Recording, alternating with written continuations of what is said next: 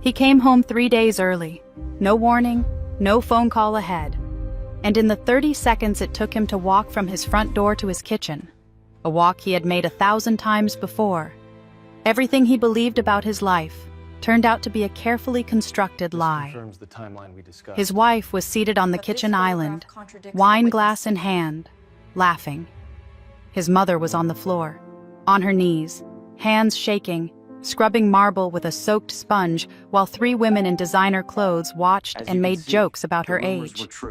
This had been happening every single day for 2 months. While he was away building a future for his family, she was sleeping in the laundry room, on a folded blanket, on the floor. And she never said a word. Not because she was weak, because she loved her son more than she loved her own dignity. What Nathan Cole did next, the surveillance cameras, the files his attorney uncovered in 48 hours, the pregnancy that was medically impossible, and the moment he walked through his own front door in front of 22 witnesses and dismantled his wife's entire fabricated life in real time. That is a story you need to hear to the end. Because the ending does not belong to the woman who caused the pain. It belongs to the woman who survived it. Stay with us. Lesson statement. This story is for every person who has ever stayed silent to protect someone they love, and every person who has ever been protected by that silence without knowing it. What you are about to hear is a reminder that the people who love us quietly are often the bravest people in the room. Meaning statement. Eleanor's story is not just about betrayal. It is about what happens after, about the choice that exists on the other side of being broken, the choice between bitterness and purpose. About a woman who was treated as invisible and decided to spend the rest of her life making sure other people were seen. That choice is available to all of us, in smaller ways, every single day. If Eleanor's story moved you, if you found yourself nodding or crying or thinking of someone you know, there is one small thing you can do right now that costs you nothing and means more than you might think. Leave a comment below. Tell us what part of this story stayed with you. Tell us about someone in your life who loves quietly and deserves to be seen. We read every single one. And if you believe this kind of story deserves to reach more people, share it. One share puts it in front of someone who might need it today more than you know. Subscribe to this channel, because every week we bring you stories about real human strength, real consequences, and real second chances. Stories that remind you what people are actually capable of, both the worst of it and the very best. Like this video if you stayed until the end, because if you did, you already know why it matters. We will see you in the next story. What would you do if you came home early and found the woman you loved treating your mother like a servant? Not a rough day, not a misunderstanding, not a moment of thoughtlessness that could be explained away over dinner. A deliberate, calculated humiliation. Happening every single day, for 2 months, while you were thousands of miles away, believing everything was fine. This is the story of Eleanor Cole, a 64-year-old former school teacher who raised her son on sacrifice and black coffee and the unshakable belief that love required you to give everything you had, even when everything you had was almost nothing at all. She scrubbed imported marble floors on arthritic knees. She slept in a laundry room on a folded blanket. She answered the phone every evening with a warm, cheerful voice and told her husband that everything was just wonderful. Because she believed, with her whole worn-out heart, that suffering in silence was the most loving thing she could do. Stay with this story. Because what Nathan Cole discovered when he walked through his own front door on a Thursday afternoon, nobody expected will make your blood run cold. What he found in the files, his attorney assembled in 48 hours, will make you question everything you think you know about the people who say they love you. And what Eleanor Cole does in the final chapters of this story. What this quiet, overlooked woman builds from the wreckage of 2 months of humiliation, will make you want to stand up, right where you are, and applaud. This is not just a story about betrayal. This is a story about what happens when someone mistakes your silence for weakness. They always regret that mistake. Always. The investment summit in Tokyo was supposed to last 4 full days. It lasted 11 hours.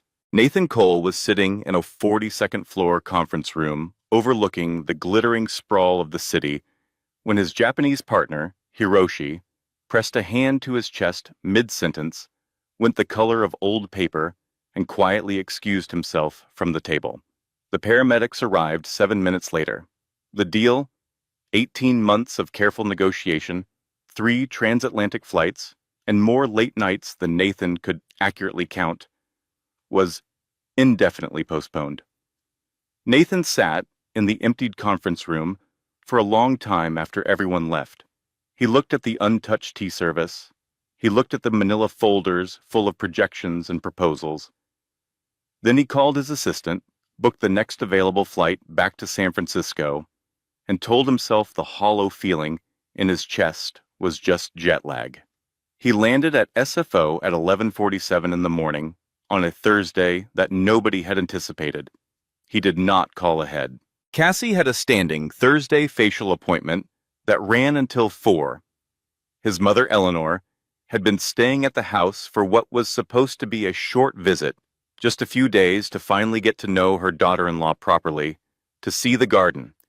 To sit in the kitchen Nathan had spent 2 years designing with the big windows that caught the morning light exactly right. Eleanor had arrived the day before Nathan left for Tokyo, and they had shared exactly one breakfast together before his car came. That had been 8 weeks ago. Nathan assumed everything was fine. Eleanor called every evening. She sounded warm and cheerful and full of small, happy observations. The garden roses were coming in beautifully. Cassie had taken her to a lovely lunch downtown. The guest bedroom had the most comfortable mattress she had ever slept on in her life. He had no reason to think otherwise. He parked in his own driveway at 2:47 in the afternoon. The house looked exactly as it always did. The Pacific Heights mansion he had purchased 5 years ago, the one that had felt impossibly large and a little lonely until Cassie moved in with her perfume and her opinions and her talent for filling rooms. The hydrangeas along the front path were blooming. The flagstone was freshly swept. He pushed the mahogany front door open quietly, trying not to startle anyone. The house smelled like fresh flowers and expensive wine. And then he heard the laughter. It came from the kitchen. Sharp, bright, cruel in the specific way that laughter becomes cruel when it is directed at someone who cannot defend themselves. Nathan recognized Cassie's voice immediately. He recognized 2 of the other voices as well, Maggie Holloway, whose husband Thomas was a federal judge and who wore her social position like a crown, and a woman named Brooke, whose last name he could never remember. He set his carry-on bag quietly by the door. He walked toward the kitchen. The voices grew sharper with every step. He reached the kitchen door, left slightly open, and stopped. What he saw through that narrow gap rearranged something fundamental inside him. Not broke it, exactly. Rearranged it. The way an earthquake rearranges the contents of a room without necessarily destroying the walls. Eleanor was on the floor. His 64-year-old mother, who had taught 5th grade for 31 years, who had read to him every night until he was old enough to be embarrassed by it, who had once driven 4 hours in a snowstorm to bring him homemade soup when he had the flu in his first apartment, was on her hands and knees on his imported marble floor, gripping a soaking wet sponge, with fingers that were swollen and trembling. She was scrubbing. Her gray hair was matted against her forehead. Her thin shoulders moved with the effort. She was panting softly, the kind of panting you hear from someone who is pushing a body past what it wants to give.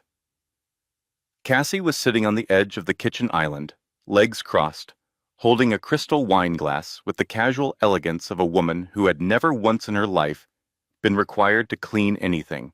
Maggie Holloway, wearing a cream silk blouse and a harem scarf the color of autumn leaves, was laughing hard enough that she had to press the scarf against the corner of her eye.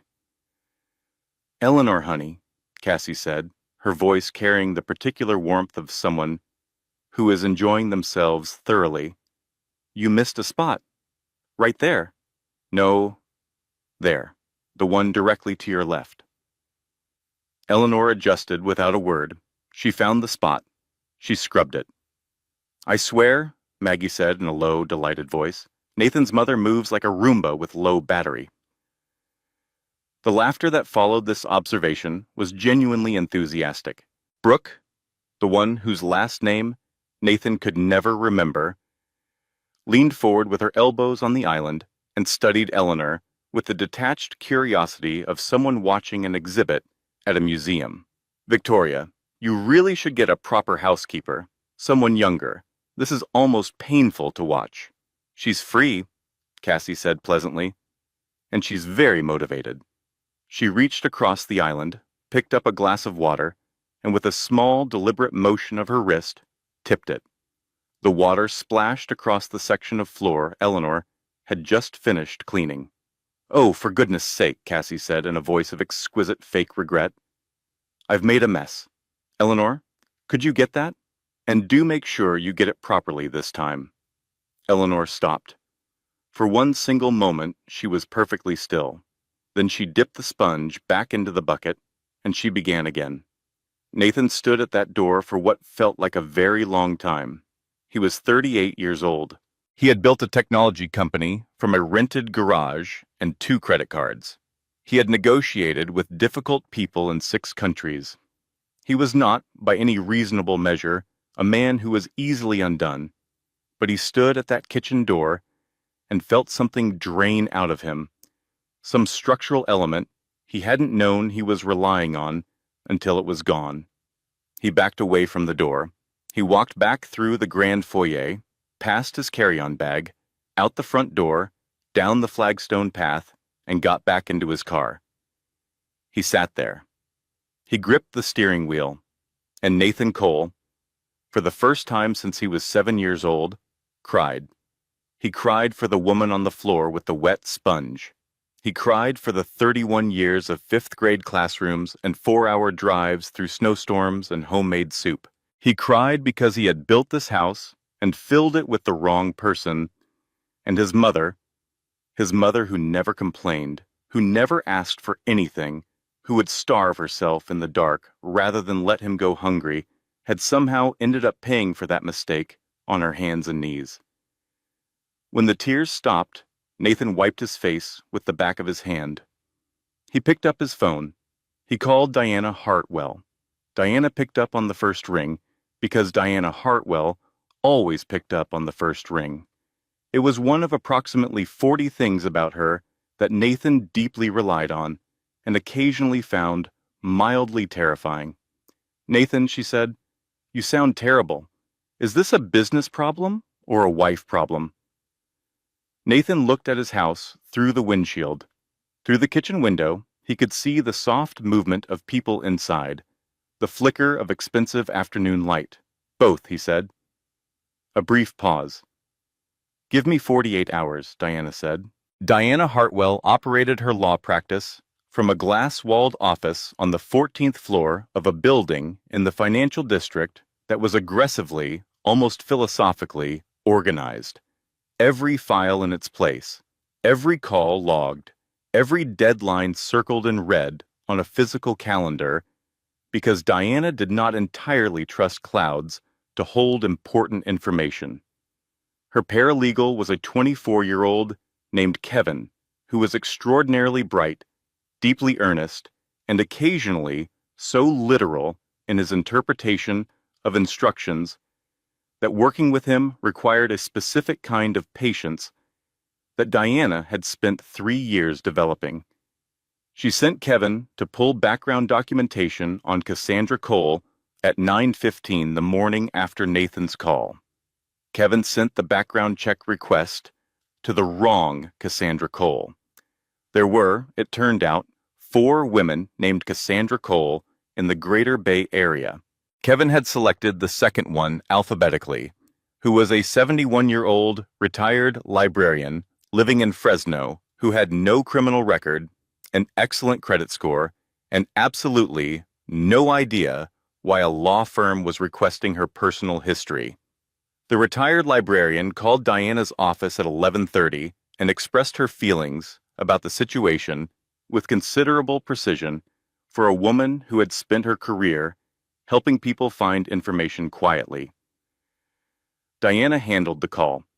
She then walked to Kevin's desk and looked at him for 10 full seconds without speaking. "I am going to need you to send an apology gift," she said finally. "I was thinking wine," Kevin said. "Do that?" Kevin sent beef jerky. He felt it was more practical. Diana decided not to address this and redirected him to the correct Cassandra Cole. Meanwhile, Nathan had checked himself into a downtown hotel under a false name. The same instinct for operational discretion that had served him well in business negotiations applied here with grim efficiency. He took meetings remotely. He answered emails. He called Eleanor every evening at 7 o'clock, and Eleanor answered in her warm, unhurried voice and told him that everything was just wonderful, that the roses were beautiful, that Cassie was being so generous. Nathan listened to his mother's careful cheerfulness and felt the weight of it settle in his chest like river stone. Diana called him back at 9 in the morning, 46 hours after their first conversation. "I need you in my office," she said. "Now." "Did you find something?"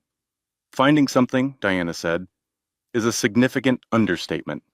How fast can you get here?" Her office was quieter than usual when Nathan arrived. Kevin had been sent on an extended errand involving court filings that Diana had timed carefully to keep him out of the building for at least 2 hours. Diana met Nathan at the conference room door and closed it behind them. The table was covered in manila folders, printed documents, and 3 separate stacks of photographs held together with rubber bands. Diana did not offer coffee. She sat down across from him and folded her hands on the table. "Her name," Diana said, "is not Cassandra Cole. It is Cassandra Marie Wells. Cole was her mother's maiden name, which she adopted informally when she was 26 and has never legally changed. She has also used the names Cassandra Whitmore and Cassandra Rains." Nathan was very still. "The charitable organization she told you she ran, the one with the certificates and the gala photographs? The Meridian Foundation," Nathan said, "does not exist. Has never existed. The certificates were purchased from a website based in Nevada that also sells novelty diplomas and fake honorary degrees. The gala photographs, she was present at those events, as the paid companion of the men writing the largest donation checks." Nathan looked at the table. "She worked as a licensed luxury companion for 6 years, Diana continued, her voice measured and careful. "High-end, discreet, wealthy clients. She was skilled at it, from what I can determine.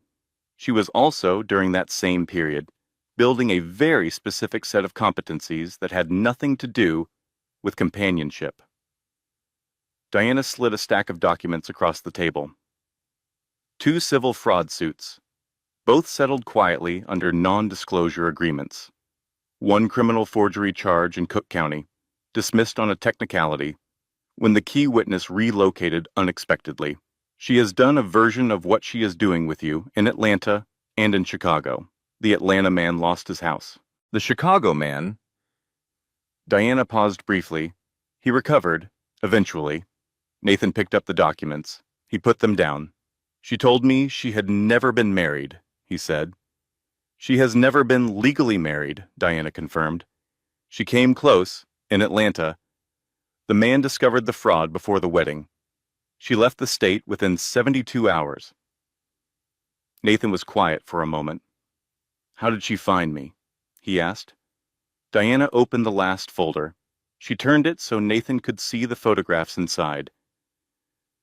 Printed from surveillance footage, time-stamped, annotated in Diana's precise handwriting. The mugging, Diana said. 3 years ago. Nathan remembered it with perfect clarity. A dark street, 2 men, the sick lurch of genuine fear. And then Cassie appearing from nowhere, screaming for the police, the men scattering, Cassie breathless and brave, and somehow exactly there. He had thought it was fate. The 2 men's names are Gary Potts and Dennis Waller, Diana said. They are on the payroll of a man named Brett Lawson. They were each paid $800 to stage the robbery with explicit instructions to run the moment a woman matching Cassie's description appeared. The conference room was very quiet. She engineered the moment I fell in love with her, Nathan said. It was not a question. Diana said nothing, because there was nothing useful to say. Nathan sat with that for a moment. He thought about the dark street. He thought about the way his heart had felt in the weeks after, like something that had been handed a gift it hadn't earned and was half afraid to hold too tightly in case it disappeared. He thought about how thoroughly, how professionally he had been studied. "Who is Brett Lawson?" he asked. Diana's expression did not change, but something around her eyes sharpened very slightly. "That," she said, "is a conversation we will need to return to. But first, Nathan, there is something else. Something I need you to hear carefully." She waited until he met her eyes. "Cassie called you about a pregnancy." Nathan had told Diana everything on that first call. He had held nothing back, because Diana was not someone you held things back from if you wanted her help to mean anything. "She did," he said. "You told me you had a vasectomy 26 months ago. And Cassie does not know." "No?" Diana breathed in slowly. "Nathan, the child she is carrying, and I do believe she is genuinely pregnant, belongs to Brett Lawson. They have been together for 6 years. They were together before she met you. The most recent photograph I have of them was taken 3 weeks ago." She slid the photograph across the table. Cassie and a man Nathan did not recognize, broad-shouldered, heavily tattooed, with the comfortable posture of someone who had never spent a day worrying about consequences, were toasting with champagne at a restaurant table. Cassie was laughing. Her hand rested on his arm. Nathan looked at the photograph for a long time. Then he looked up at Diana. "What do I need to do?" he asked. "First," Diana said, "you are going to go back to that hotel, and tomorrow morning, a security technician I trust completely is going to walk into your house, while Cassie is at her Thursday facial appointment. And every conversation that happens in that house from this moment forward is going to be preserved in high-definition video on an encrypted cloud server that Cassie cannot access, cannot destroy, and cannot explain away in any courtroom in this country." Nathan nodded once. "And then," Diana said, "we wait." The security technician's name was Ray. He was former military in the specific way that some people are former military, not as a fact about their past, but as a permanent characteristic of how they move through space and time, quietly, efficiently, with the calm of someone who had long ago made peace with the reality that most problems, approached correctly, had solutions. Ray arrived at Nathan's house at 10:50 on a Friday morning, 40 minutes after Cassie's car left for her facial appointment. He entered through the back, using the key Nathan had messaged him the code for. He worked without music, without unnecessary movement, without once checking his phone. By 2 in the afternoon, 11 micro cameras were installed throughout the house. In kitchen light fixtures, behind oil paintings in the living room, in the ornate ceiling moldings of the master bedroom hallway. At the top of the main staircase, microphones were placed behind the large decorative mirrors in the foyer and the kitchen. While working in the kitchen pantry, Ray discovered something unexpected. He photographed it carefully. He replaced everything exactly as he had found it. He sent Nathan a single text message, one word and one emoji. The word was interesting. The emoji was a pumpkin. Nathan stared at his phone screen for a full minute before replying, "Explain." Ray's response, $23,000. Cash. Inside the decorative pumpkin on the middle pantry shelf. Photographed and documented. Nathan set his phone face down on the hotel bed and looked at the ceiling. He thought about the decorative pumpkin. He had bought it at a farmer's market 2 autumns ago. He had thought it was charming. Cassie had said it was a little folksy, but she supposed it had a certain rustic appeal. He picked his phone back up and replied, "Leave it exactly where it is." "Already done," Ray sent back. The cameras went live at 3:15 that afternoon. Nathan sat in his hotel room with his laptop open to the secure monitoring application and watched his own house. It felt surreal in a way he had no useful framework for, like watching a play set in a theater you had built with your own hands. Cassie arrived home at 4:40.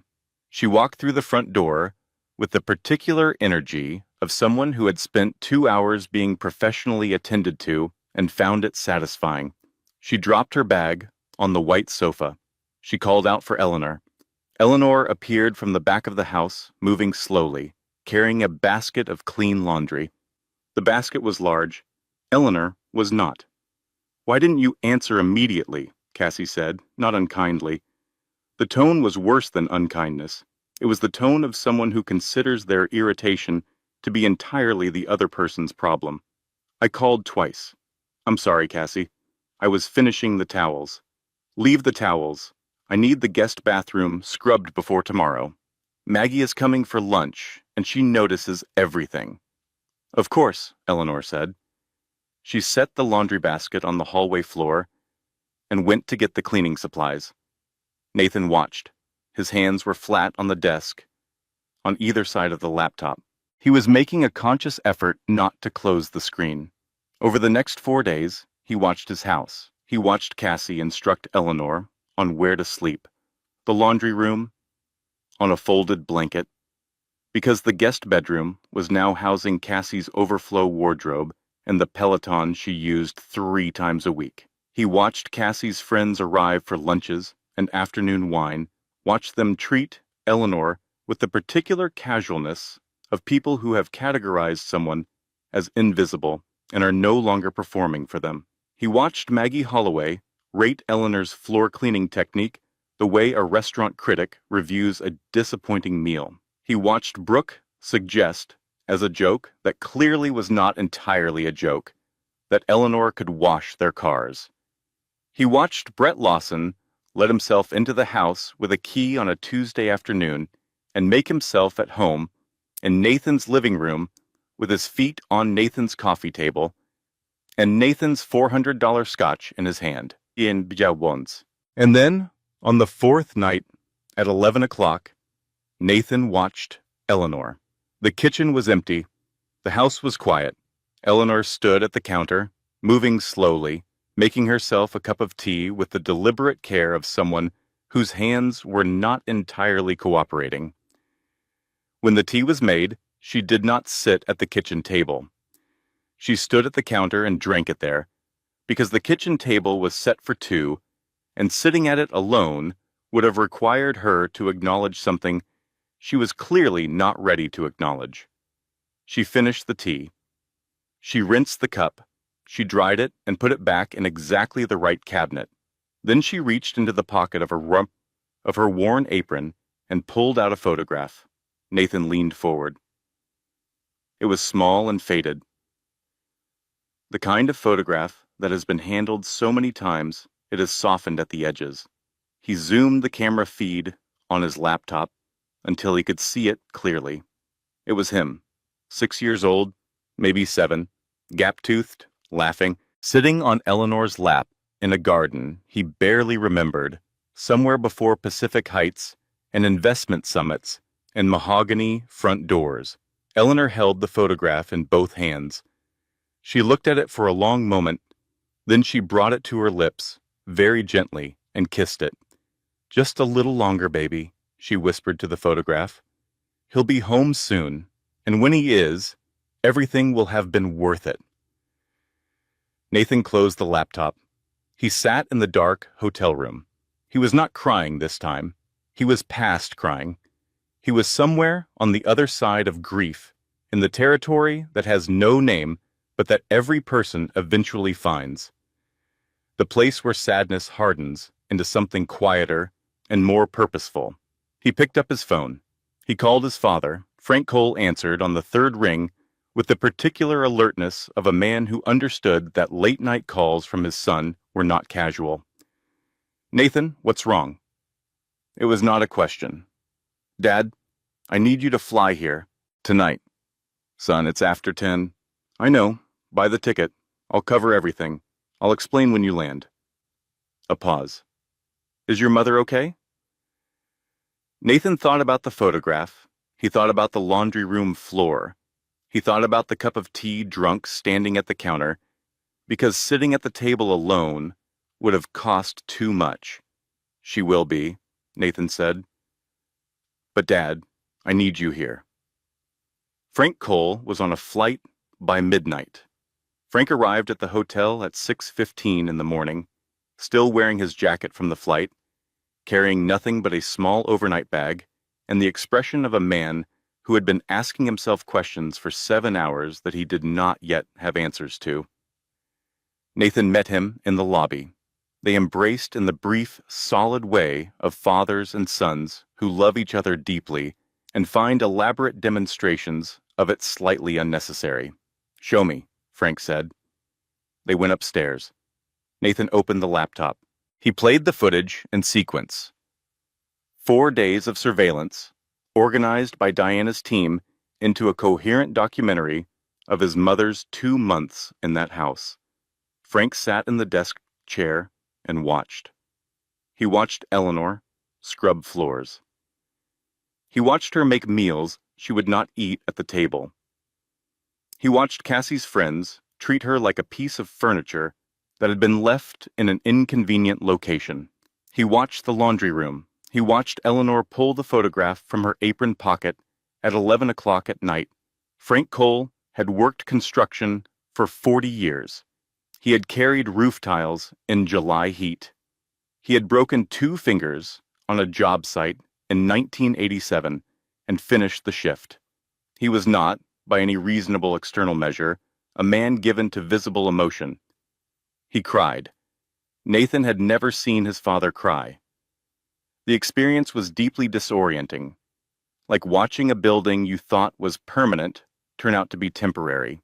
Frank cried silently, with his jaw tight and his rough hands gripping the arms of the desk chair, and Nathan sat beside him and said nothing, because there was nothing that needed saying. When it was over, Frank wiped his face with the back of his hand. He straightened. He looked at Nathan. "What are you planning?" he asked. "I need to show you 3 more things first," Nathan said. "And Dad, I need you to stay in your chair while I do." Frank looked at him steadily. "Show me." The first thing Nathan showed him was the footage from day 6. Cassie, moving quickly through the kitchen, impatient and distracted, had come around the corner of the doorway at the same moment Eleanor was coming through it from the other direction. The collision was brief and violent.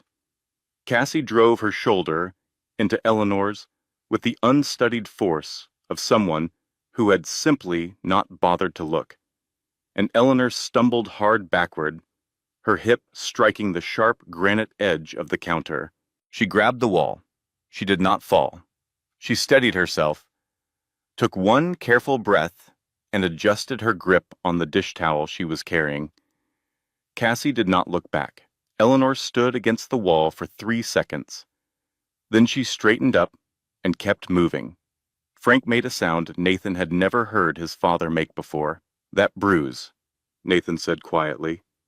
"The one on her arm she kept covering. That's where it came from." Frank's hands tightened on the chair. "The second thing," Nathan said. He pulled up his phone and played the voicemail. Cassie's voice, breathless and warm and perfectly pitched. "Nathan, baby, are you sitting down? I have the most wonderful news. We're pregnant. Can you believe it? We're going to have a baby." Frank looked at him. "I had a vasectomy 26 months ago," Nathan said. "She doesn't know. The child belongs to Brett Lawson. She's planning to use the pregnancy to extract $50,000 a month in child support and then disappear with Lawson to Portugal." The silence in the hotel room was very dense. "How do you know all of this?" Frank asked. Nathan pulled up the audio from the living room camera. Tuesday afternoon, Brett on the sofa, Cassie beside him, Nathan's scotch in Brett's hand, the recording crisp and clear. Brett's voice filled the hotel room.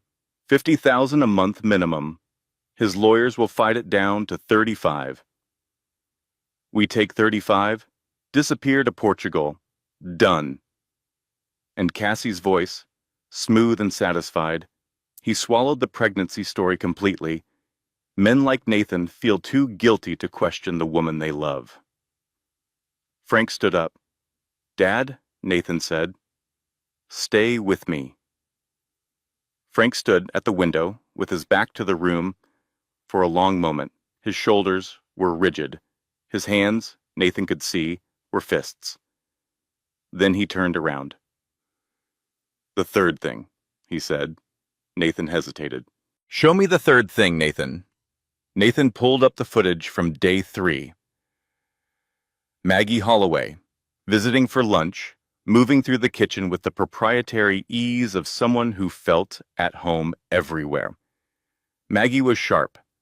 Sharper than Brooke, sharper than the other women, sharper in the specific way that made her either an asset or a liability, depending entirely on which direction her attention was pointed.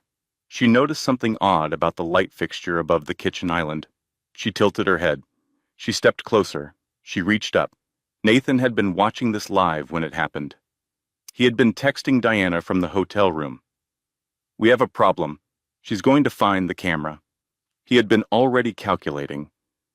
If the camera was discovered, the confrontation would have to happen immediately. Without the full package of documentation Diana needed, without Frank, without the legal filings that would prevent Cassie from immediately liquidating and disappearing. And then Eleanor walked in. She came through the kitchen door carrying a full laundry basket. The oversized one, stacked high with clean towels, and walked directly into Maggie's extended arm. The laundry went everywhere. White towels cascaded across the kitchen floor in a soft avalanche. Maggie jumped back, startled and irritated. Eleanor apologized immediately, profusely, beginning to gather the towels from the floor. Maggie waved her off with the impatient gesture of someone who has been interrupted from something important, but cannot quite remember what it was, stepped over 2 towels, and walked out of the kitchen toward the living room where Cassie and the others were waiting. She did not look at the light fixture again. Frank watched the whole sequence without speaking. "She didn't know," Nathan said. "She had no idea she just saved everything."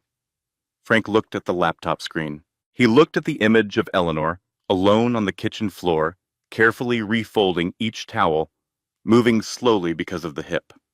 "No," Frank said quietly. "She knew exactly what she was doing." Nathan was not sure his father was right, but he was not sure he was wrong either. That night, the third catastrophic day, Nathan watched something that made him reach forward and turn off the laptop screen, with hands that were not entirely steady. Cassie, in a bright mood after an afternoon with her friends, walked into the kitchen where Eleanor was preparing dinner.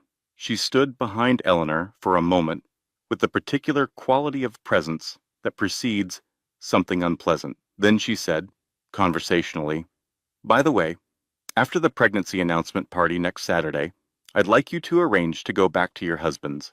Nathan and I will be starting a family now. It would be a little crowded. Eleanor's hands stilled on the cutting board.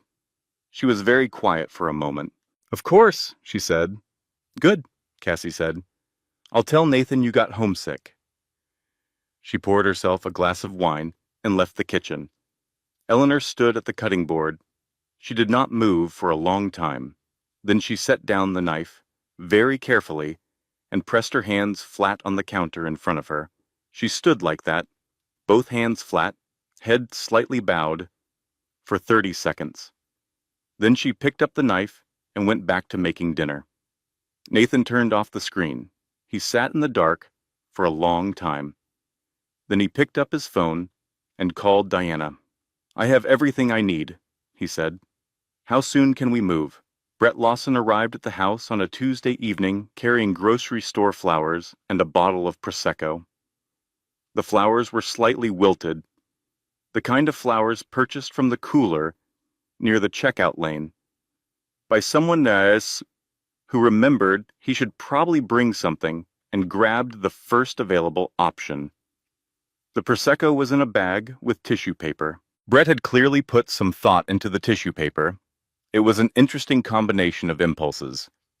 He handed the flowers to Eleanor, who answered the door because Cassie had called out from upstairs for her to get it. Eleanor accepted the flowers with 2 hands and a polite nod. Is there a vase I should put these in? Brett asked. I'll take care of them, Eleanor said.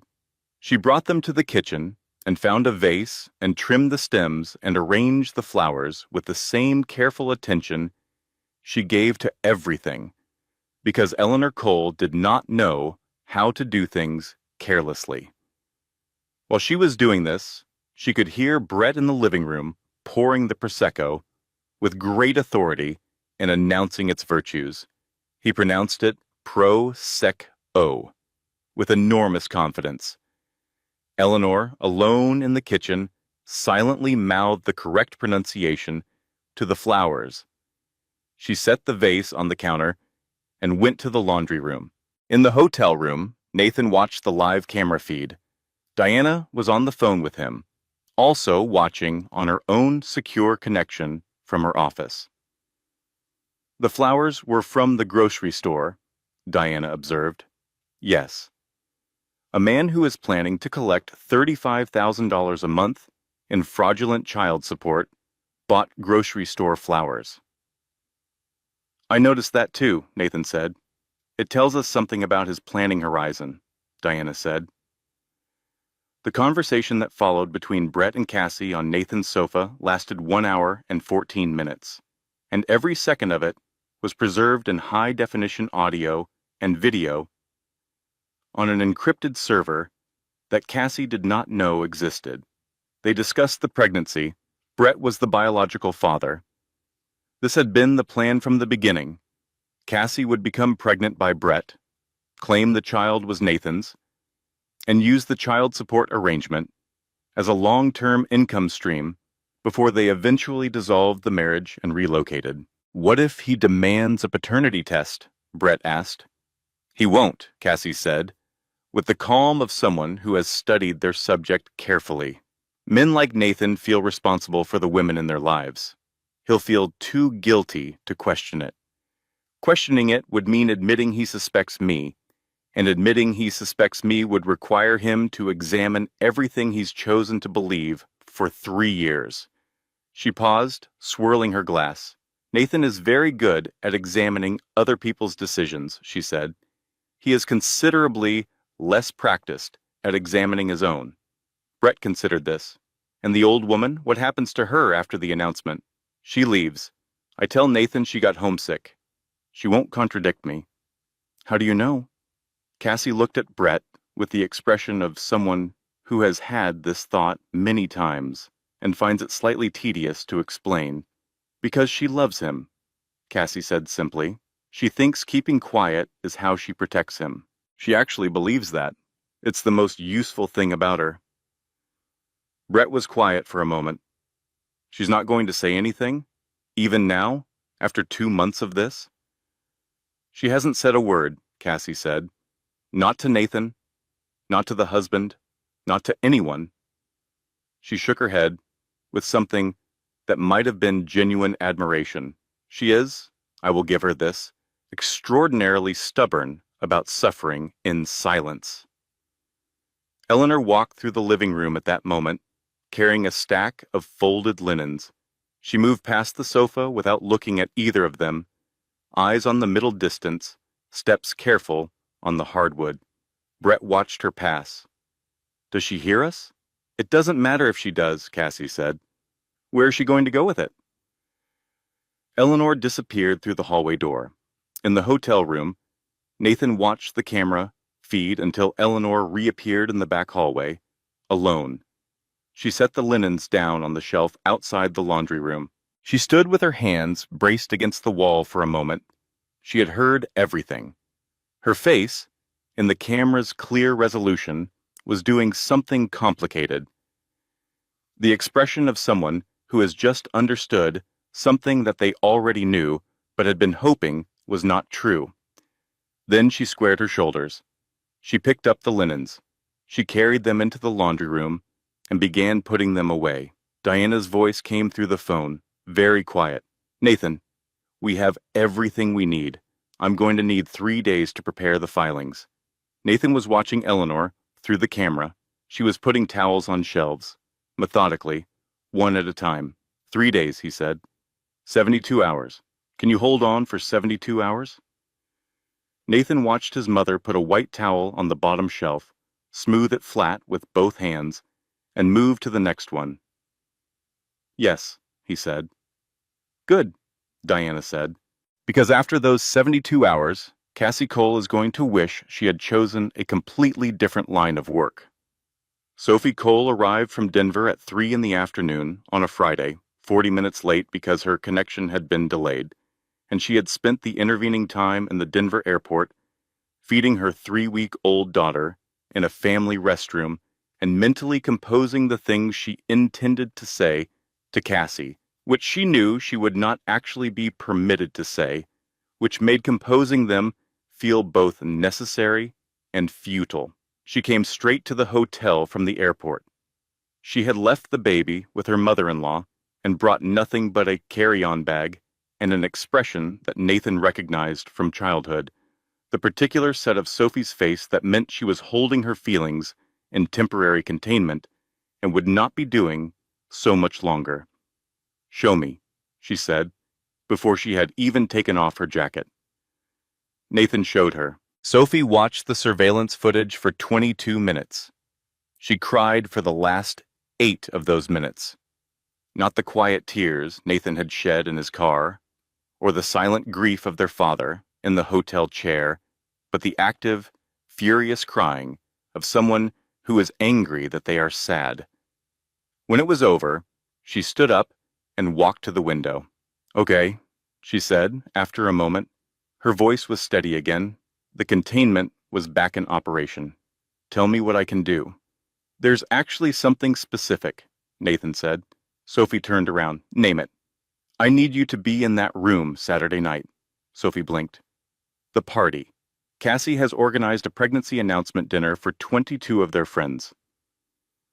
I need you, me, Diana, and Dad to walk through that front door together.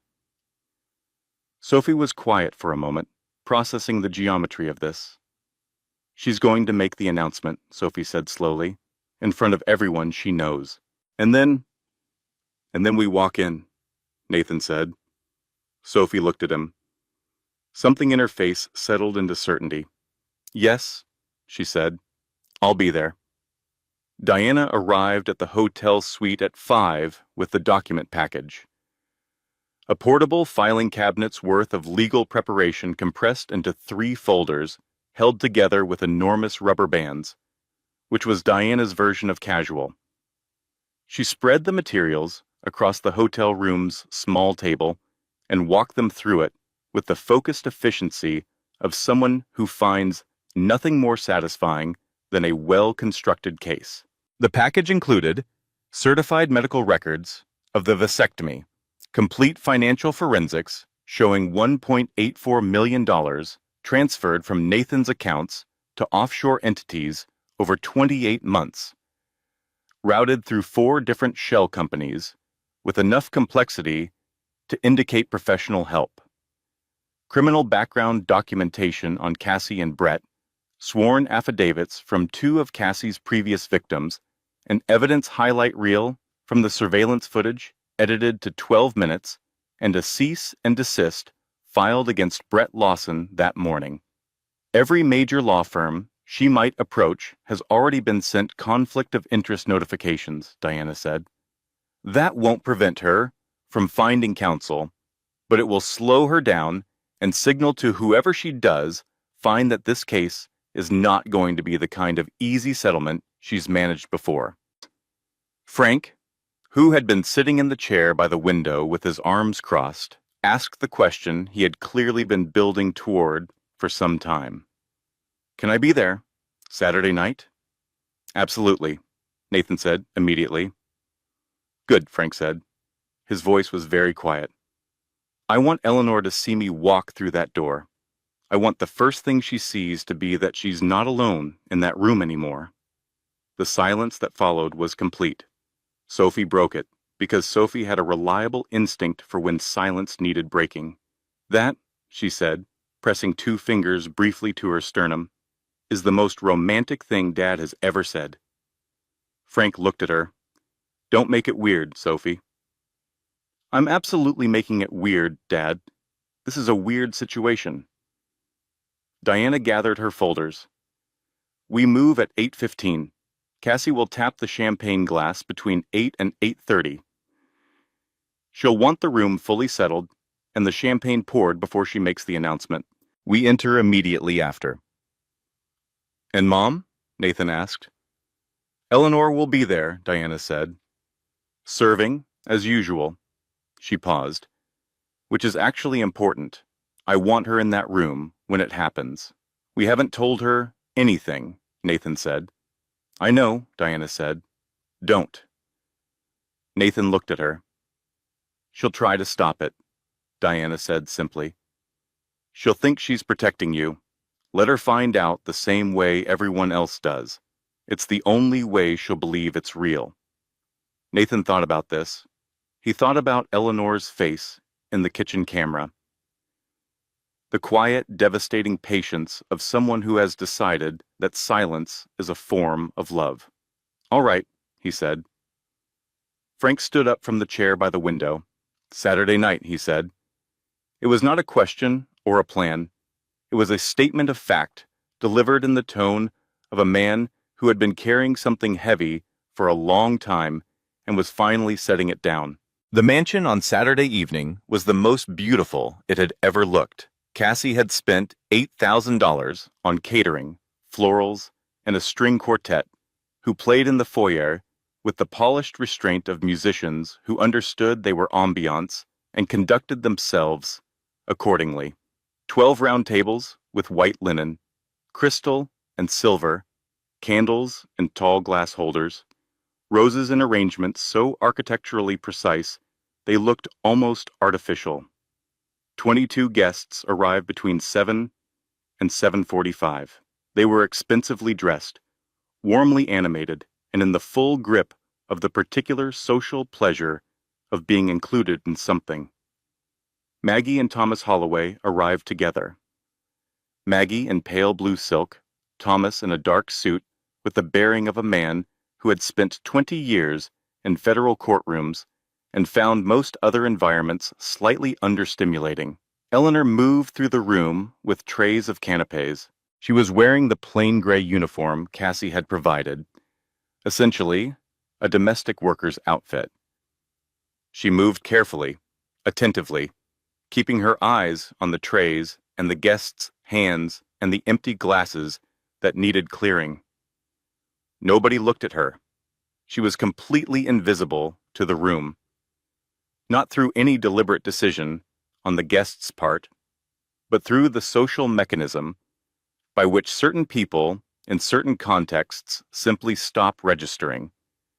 The canapé tray appeared, the glass was refilled, the uniform moved through the peripheral vision, and was processed as furniture. Eleanor collected empty glasses. She refilled the water pitchers. She carried a tray of stuffed mushrooms through the room twice without once meeting anyone's eyes.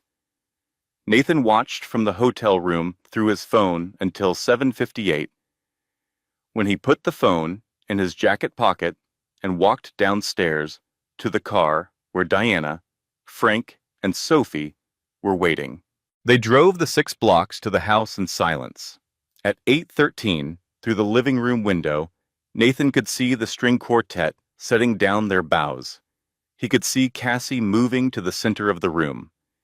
He could see the guests drawing toward her with the instinctive gravity that beautiful, confident, expensively dressed women can generate when they choose to.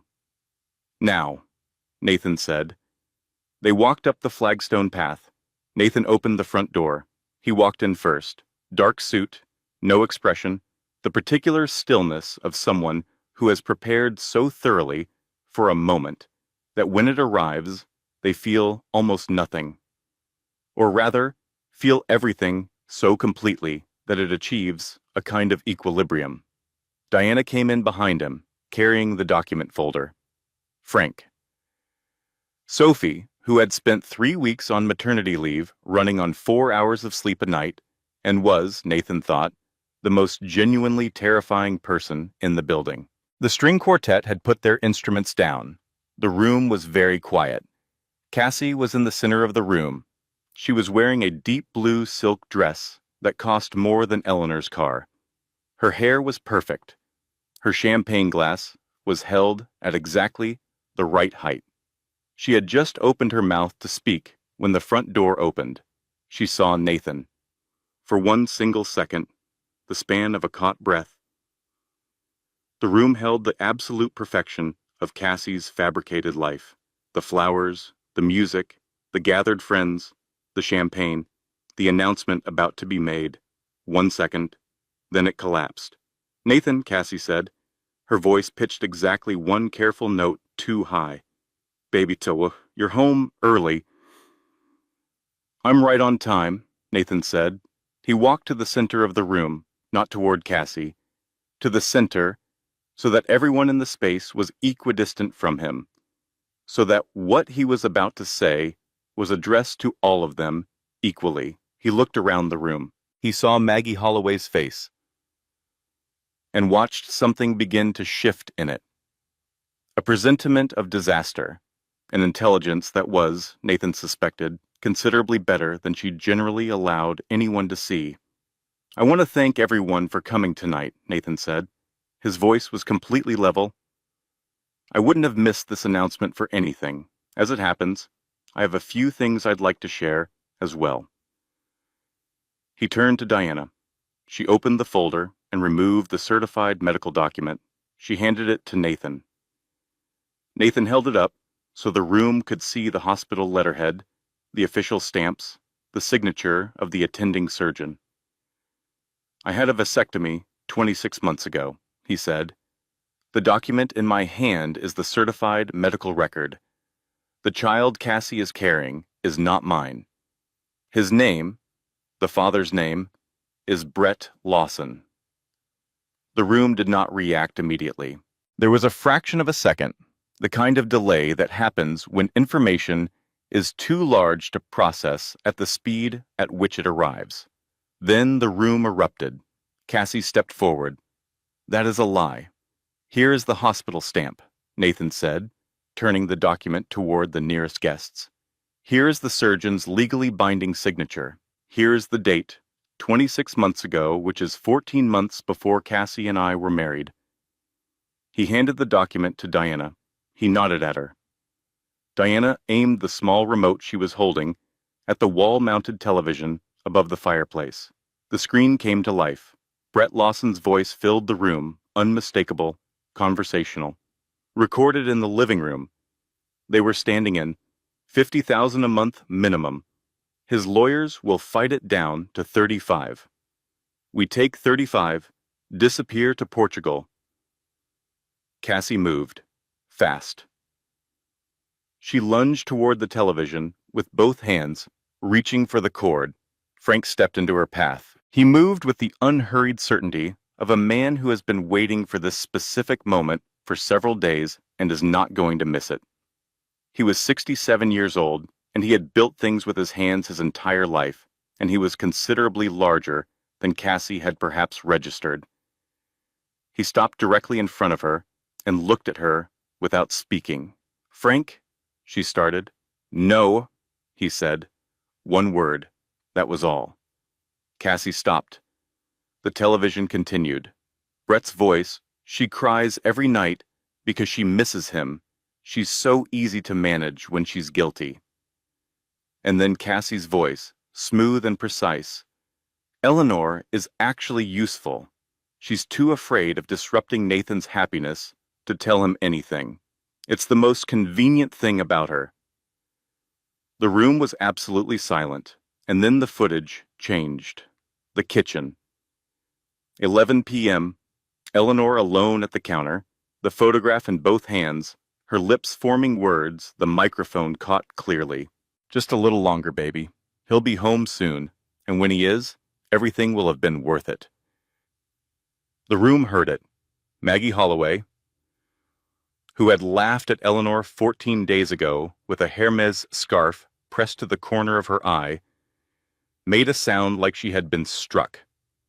Not loud, small and involuntary, the sound of something hitting its target precisely. "Oh my God," Maggie said. Her voice was barely above a whisper. "That's his mother. That's Nathan's mother." She turned to the room, to no one, to everyone. "I sat in this kitchen and laughed at her, and I didn't even know." She turned to her husband. Thomas Holloway looked at the television screen with the expression of a federal judge who is already, professionally, beginning to process what he is seeing. And then Eleanor walked into the room. She had heard everything. She had been in the kitchen, clearing the dessert plates that had been set out in advance, and the house's acoustics, the high ceilings, the marble floors, the open archway, had carried every word to her clearly. She stood in the archway to the living room. She was wearing the gray uniform. She was holding a silver serving tray. She looked at the room, at the frozen guests, at the television screen, which showed her own face, her own hands, her own private midnight grief, now visible to 22 strangers in her son's house. Her eyes found Nathan. He crossed the room in 4 steps and put his arms around her. And Eleanor, who had been carrying this alone for 2 months, who had not made a single sound of distress in 60 days, who had folded every towel and scrubbed every floor and answered every phone call with warmth and cheer, finally, quietly came apart. She cried against Nathan's shoulder. The room watched. Nobody spoke. The silence held for almost a full minute. Then Diana stepped forward with the legal documentation, and the room began to move again. Not quickly, but with the particular deliberate motion of a situation resolving according to its own internal logic. Cassie, who had been standing frozen since the moment Eleanor appeared in the archway, suddenly found her voice. "This is an invasion of privacy," she said. Her tone had changed completely. The warmth and social fluency were gone, replaced by something harder and more economical. The mask, Nathan thought, simply off. "Those recordings are illegal. You cannot use them in court. I will have them thrown out. California is a 2-party consent state for audio recordings," Diana said pleasantly. "However, video recordings in common areas of a private residence owned by the recording party are entirely admissible. Nathan owns this home. Every camera was installed in a common area. Every court in this state will accept this footage." Cassie stared at her. "Additionally," Diana continued, "the financial forensics are entirely independent of the recordings. The offshore transfer documentation comes from bank records, not cameras. Thomas Holloway stepped forward from beside his wife. "Diana," he said quietly, "I need to speak with you. Privately." Diana glanced at Nathan. He nodded slightly. She followed Thomas into the foyer, pulling the door almost closed behind them. In the living room, the guests had begun to separate into small clusters, some people leaving quietly, others staying with the inability to remove themselves from something this significant. Several people had their phones out. One woman, who had been a bridesmaid at Nathan and Cassie's wedding, was sitting in a chair with her hand pressed to her mouth. Sophie had positioned herself near the doorway with her arms crossed, which was essentially her natural resting posture in any situation she found problematic, which was most situations. After 8 minutes, Diana returned. Her expression, Nathan noted, was doing something unusual. Diana Hartwell had one of the most controlled faces he had ever encountered. 30 years of courtrooms had given her a physiognomy that revealed almost nothing. But something around her eyes was different. Something that was almost, in Diana Hartwell's specific and restrained register, awe. "Nathan," she said. She paused, which Diana almost never did. "I need you to hear something." She looked at Cassie, then back at Nathan. "Brett Lawson is currently under federal investigation for wire fraud. Has been for 14 months. The offshore account structure Cassie used to transfer your money, the shell company routing, the account names, the jurisdictions, is the same structure connected to Brett's federal case." Diana paused again. By using it, Cassie has made herself an unregistered co-conspirator in a federal criminal investigation. The room was very quiet. "She didn't know?" Nathan said. "Brett apparently did not mention it," Diana confirmed. "The federal case accelerated 3 months ago. The accounts were already flagged when Cassie started using them." Nathan looked at Cassie. Cassie's face had gone the color of the white roses in the centerpieces. "Brett," Nathan said, "knew his accounts were flagged." "Yes," Diana said. "And he let her use them anyway. It appears so." Nathan considered this. Then he said, "Call Brett." "I already did," Diana said. "I called him 2 hours ago. I informed him that Cassie was pregnant and that the accounts had been connected." "And?" Diana's expression shifted to something that, in anyone else, would have been satisfaction. In Diana, it was a microscopic adjustment of 2 facial muscles. "He blocked her number on every platform before I finished the sentence." The sound that came out of Cassie's throat was small and involuntary. The sound of someone discovering, in real time, the exact weight of the thing they had built their plan on. From across the room, Maggie Holloway spoke. "Nathan?" Her voice was different from any way Nathan had heard it before. The social ease was entirely gone. What remained was something direct and stripped down.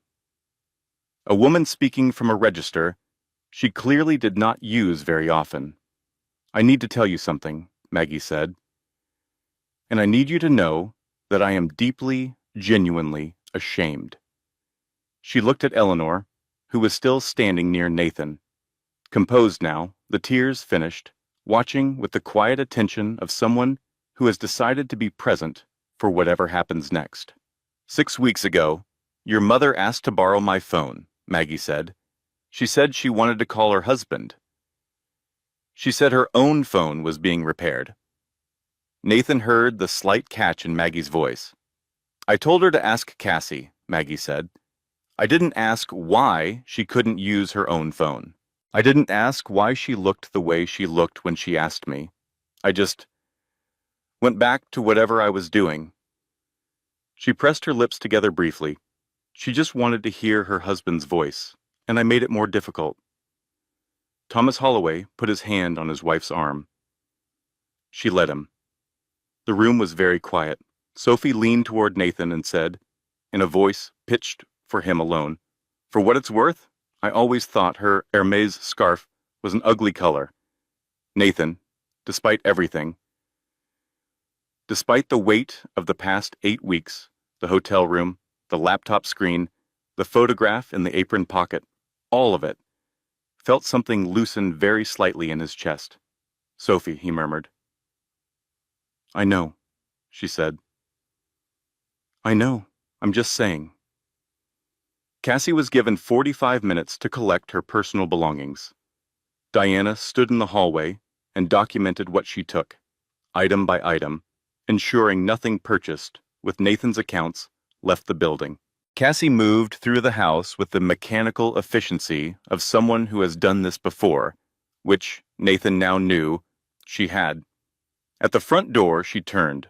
She looked at Nathan with an expression that had shed every layer of performance and arrived at something unadorned and cold.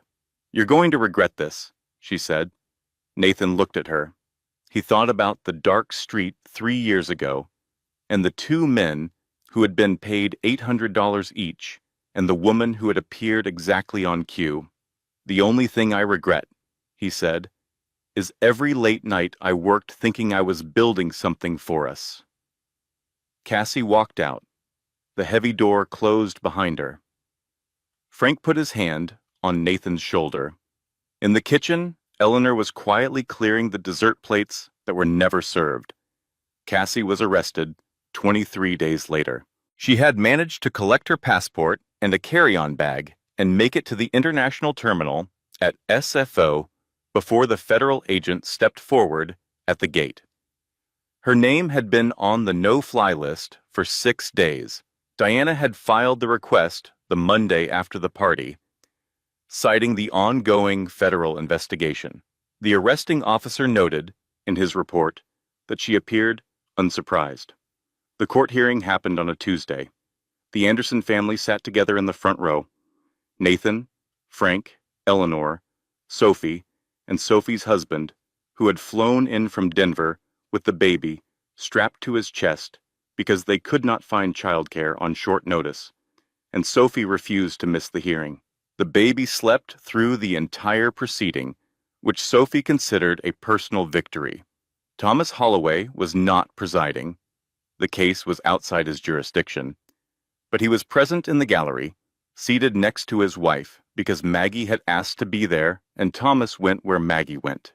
The charges were read in full: matrimonial fraud, financial embezzlement of $1.84 million, criminal document forgery, conspiracy to commit federal wire fraud, and sustained psychological abuse, resulting in documented physical harm to Eleanor Cole. The federal wire fraud connection had sealed everything. Brett Lawson's case had collapsed 3 weeks after the party when Brett, presented with the full evidence package, had chosen cooperation over silence. He had given the federal prosecutors everything, including a detailed account of the long-term relationship with Cassie and the specific roles each of them had played in the scheme. Brett received 7 years in a federal facility.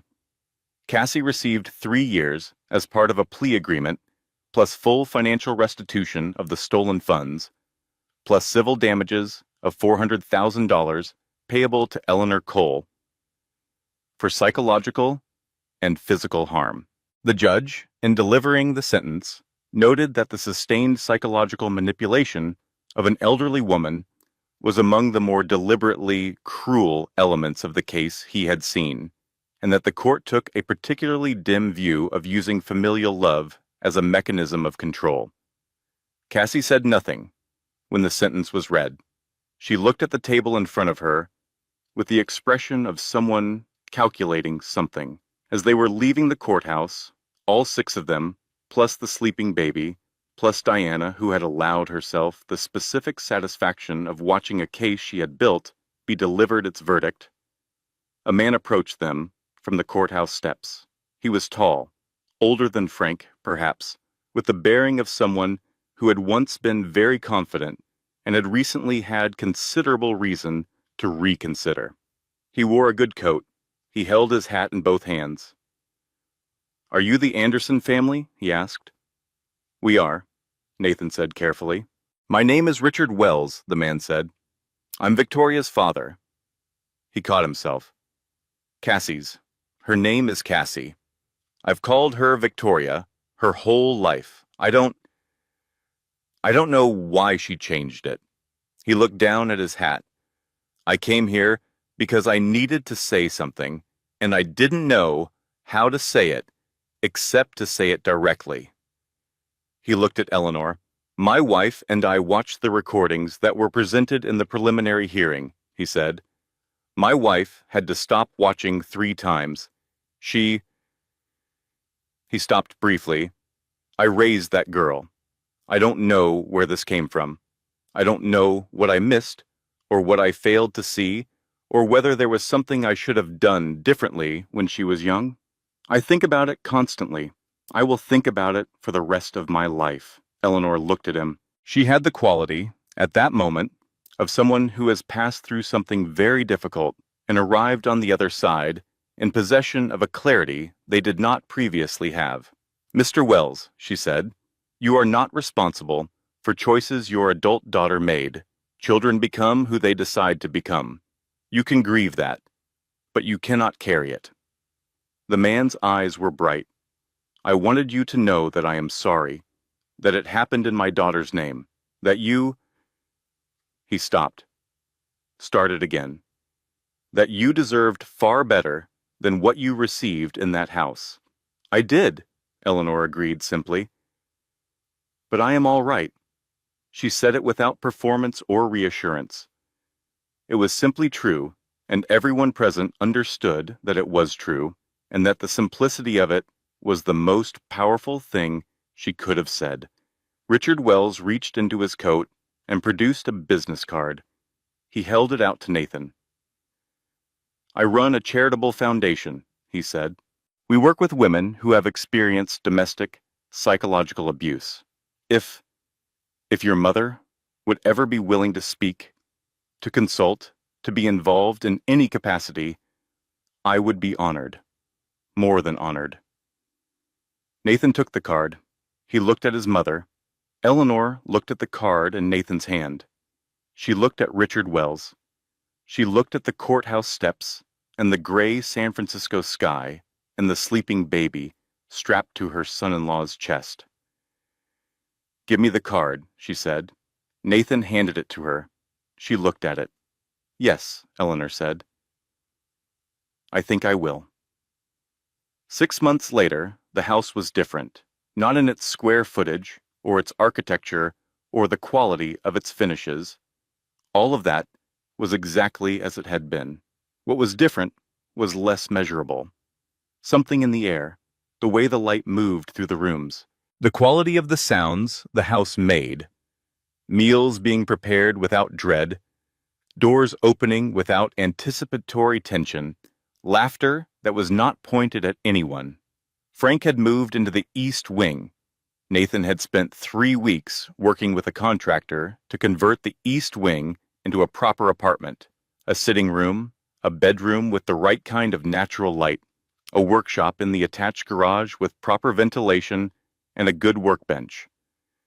Frank had inspected every detail with the critical eye of a man who had built things his entire life and had opinions about joinery.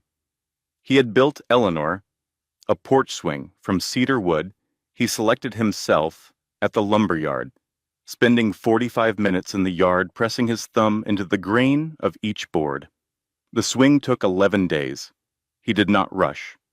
Sophie visited from Denver every other weekend, which meant the house was periodically inhabited by a baby who had opinions about everything and expressed them freely.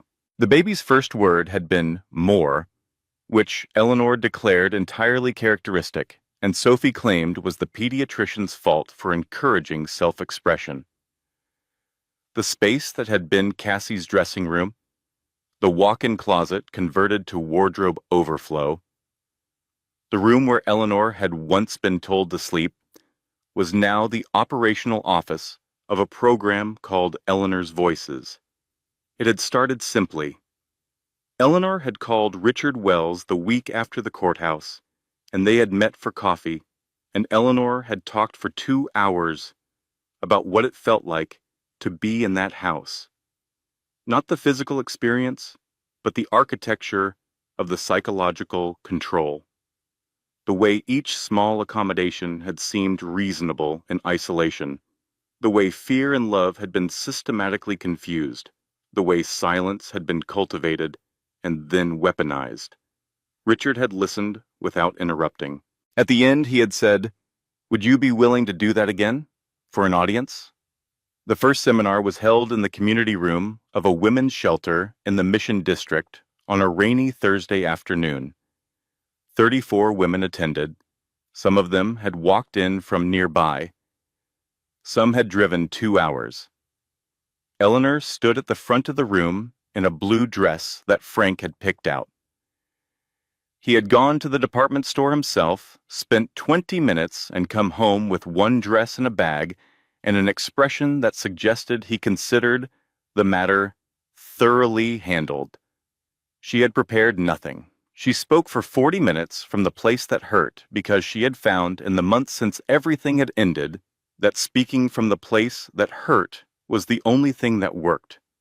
Anything else, anything shaped, polished, structured into lessons, rang slightly false, slightly performed, and the women in those rooms could hear the difference.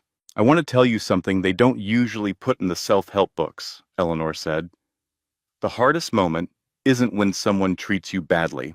The hardest moment is when you realize you stayed not because you were weak, but because you were protecting someone you loved."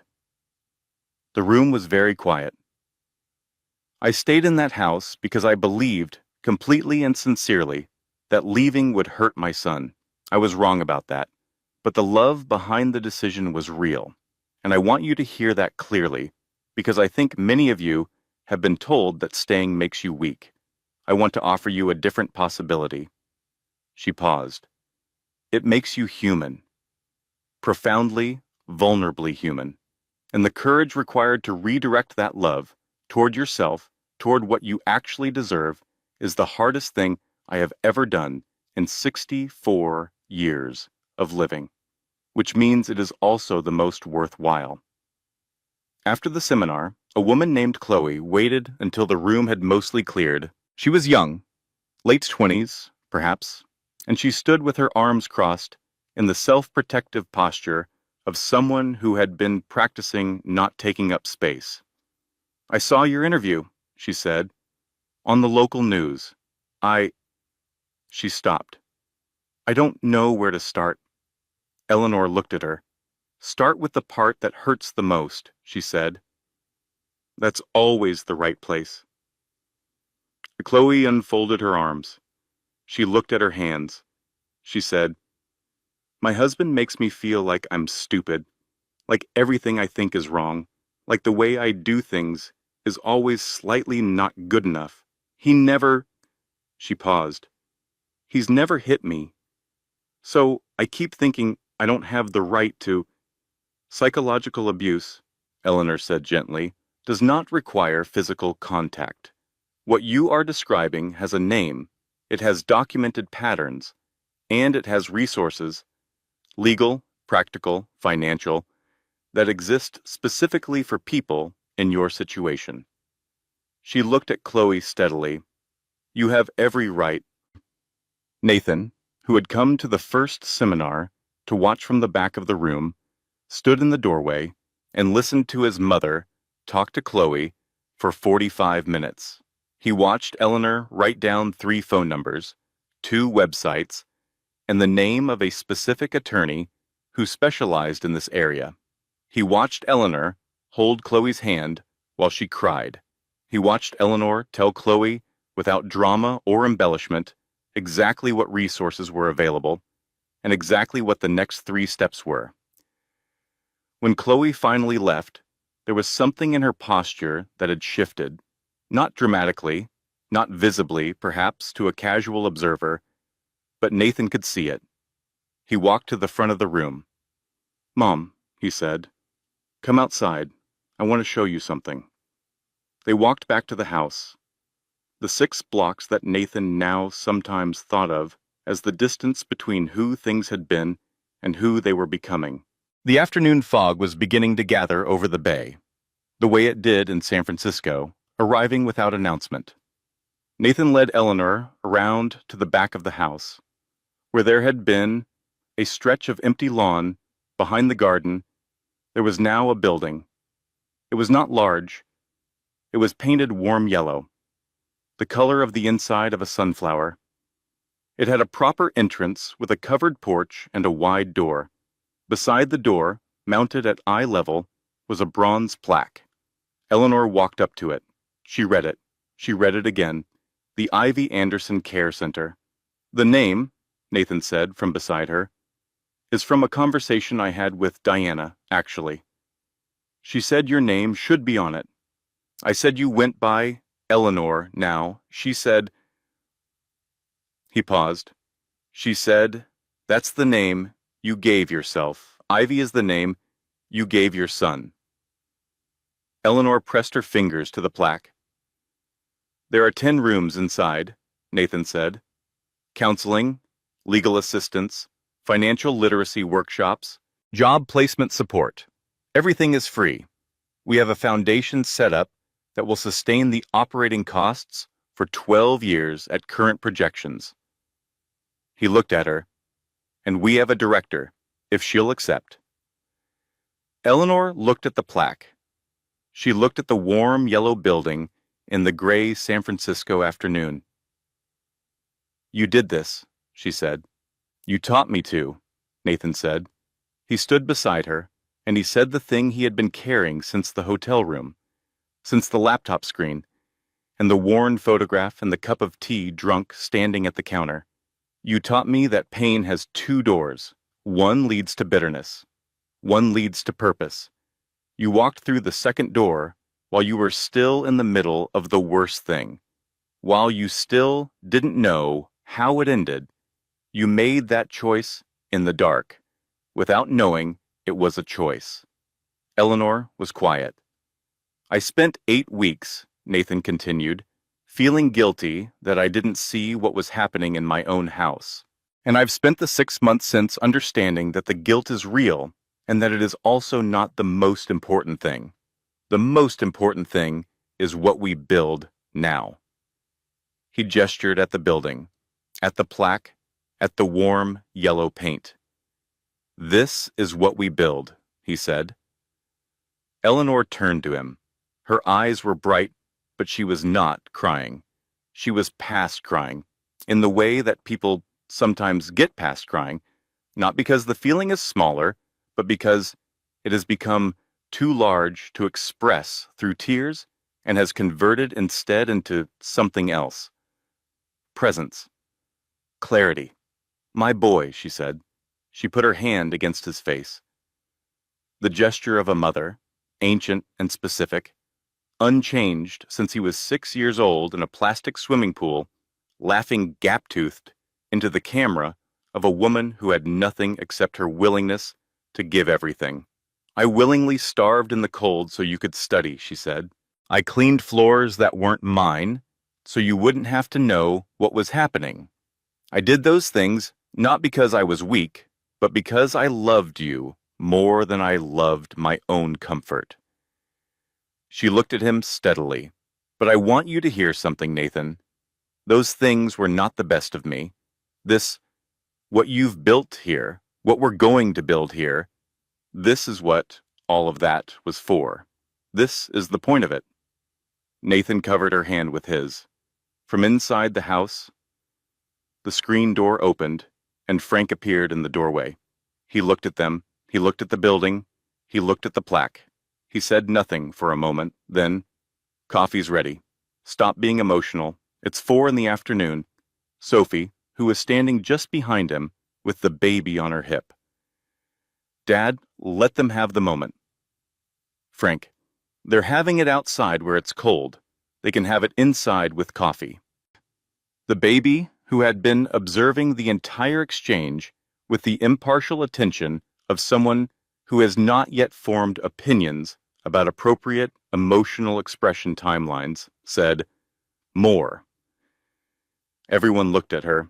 She wants more of the moment, Sophie said. She wants more of the graham cracker I gave her 20 minutes ago, Frank said. We don't know that, Dad. Sophie, I'm just saying, she might be emotionally advanced. The inauguration of the Ivy Anderson Care Center took place 1 week later on a Saturday morning when the fog had cleared and the bay was blue and sharp. 112 women attended. They came from the Mission, from Oakland, from Marin, from towns Nathan had never heard of. Some came alone, some came with their children, some came with the specific careful walk of people who have not yet decided whether they are safe to be there. Eleanor stood at the podium that Nathan had rented from a party supply company, which was a detail she found unexpectedly charming. That her son, who had purchased a Pacific Heights mansion in cash, had rented a podium from a party supply company because it seemed the right scale for the occasion. She looked out at the room. She spoke without notes. I was humiliated in ways that are difficult to describe, she began. I was made to sleep on floors. I was made to feel that my presence in my own son's home was a problem to be managed. I was told, in 100 small ways every day, that my value was conditional, that I was worth exactly as much as my usefulness to someone who did not see me as a person. The room was completely still. I want to tell you what I learned. Not the lesson you would write in a book. The lesson you learn in the body, in the middle of a night when you are folding someone else's laundry in a room with no window. She paused. Your pain only defeats you when you surrender to it. But here's the other side of that truth. And this is the thing I could not have told you a year ago because I had not yet learned it. When you choose to carry your pain into purpose, when you decide that what happened to you will be the reason someone else is not alone in what happens to them, the pain does not disappear, but it changes. It becomes something that has weight and direction. It becomes something you are moving forward, rather than something that is holding you down. She looked at the room, at the 112 faces, at the women who had come from far away, and the women who had almost not come at all. You are here because something happened to you that should not have happened. You are also here because you survived it. I want you to know that those two things, the wound and the survival, are not in competition. They are both true, and the survival is stronger. The applause, when it came, was not the polished applause of a professional event. It was the applause of people who needed to put their hands together, who needed the physical expression of recognition, of being seen, of seeing themselves in someone else's words. Eleanor stepped back from the podium. Nathan was standing at the back of the room. He was not applauding. He was watching his mother's face in the moment after she finished speaking, the specific expression of someone who has said exactly what they came to say and can feel that it landed exactly where it was meant to. He thought about the hotel room. He thought about the laptop screen. He thought about the pumpkin emoji and Diana's almost awe and his father's tears and Sophie's husband with the baby strapped to his chest in a federal courtroom. He thought about a woman on a kitchen floor with a wet sponge and the quiet, devastating patience of someone who has decided that silence is a form of love, and the long, difficult work of understanding that it does not have to be. That evening, the Anderson family gathered in the living room, Eleanor on the sofa, Frank beside her, close, with the ease of two people who have been in proximity for 40 years and no longer need to perform it. Sophie in the armchair, nursing the baby, who had, the previous Tuesday, learned the word no and was employing it with considerable enthusiasm. Nathan in the chair by the window. They did not talk about the day. They talked about the cedar swing Frank was building for Sophie's back deck in Denver, and whether the fog was going to stay through the weekend, and whether the baby was actually developing early verbal skills, or whether Sophie was projecting. The living room light was warm. The fog outside the window was silver. Eleanor looked at her family. She looked at the room. She looked at the window, and the fog and the light. She thought about a kitchen floor in November. She thought about a plastic swimming pool in summer. She thought about a photograph so worn at the edges it had gone soft. She thought about the distance between those things, the length of a life, the width of what love requires, the particular courage of choosing purpose over bitterness in the dark when you cannot yet see where the door is. She thought about the 112 women in a warm yellow building 6 blocks away. She reached over and put her hand over Frank's. "What are you thinking?" he asked. Eleanor smiled. "That everything was worth it," she said. "Every single bit of it." Outside, the California wind moved through the garden, through the roses that were coming in beautifully, through the cedar swing on the porch, through the warm yellow building, and the bronze plaque beside the wide door. And if the wind carried anything, it carried this: that the measure of a person is not what is done to them. It is what they build from what remains. That silence chosen from love is not weakness, but silence is not the only form love can take. That the woman who scrubs the floor is not defined by the floor. She is defined by what she does when she finally stands up. Eleanor stood up, and everything after that was hers. Editorial disclaimer. The content you just heard was carefully researched, constructed, and manually edited by our team, not generated carelessly or automatically, but built with intention, scene by scene, to carry meaning and deliver a story worth your time. We believe that stories are not just entertainment. They are how human beings process truth, build empathy, and remind each other that no one is entirely alone in what they carry. Thank you for listening.